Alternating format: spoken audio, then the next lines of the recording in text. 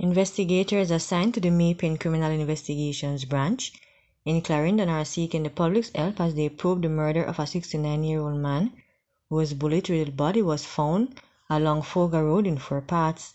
The deceased has been identified as Gifford Turlon of a Cherry Tree Lane address in the parish. A bartender was shot dead on her second day on the job in New Green, Manchester during a reported armed robbery. The incident took place on Wednesday afternoon. Her identity is not yet been ascertained.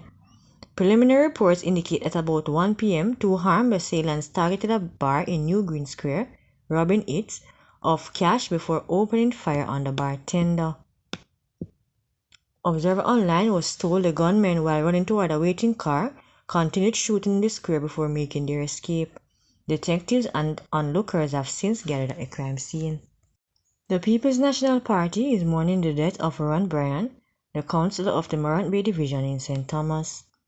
A release from the PNP said that Bryan, also known as Washi, passed away at 2 a.m. Wednesday morning after battling a heart condition for some time.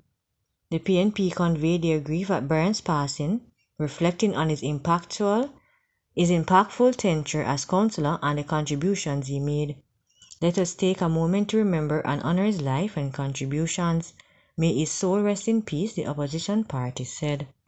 At least one person has died as a result of injuries sustained in a three-vehicle collision on the P.J. Patterson Highway Tuesday afternoon.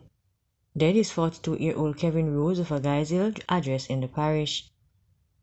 According to reports, the accident involved two white Toyota Probox motor car with a white Sinotruk Owo motor truck. The three vehicles were said to be traveling in an easterly direction when, upon reaching the vicinity of the highway, the motor truck collided into one of the Probox motor cars. As a result of that impact, the Probox collided into the rear of the other Probox motor car, causing Rose to be flung from the vehicle. He received injuries to the head and was pronounced dead at the Maypen Hospital. The two other drivers were treated at hospital and released.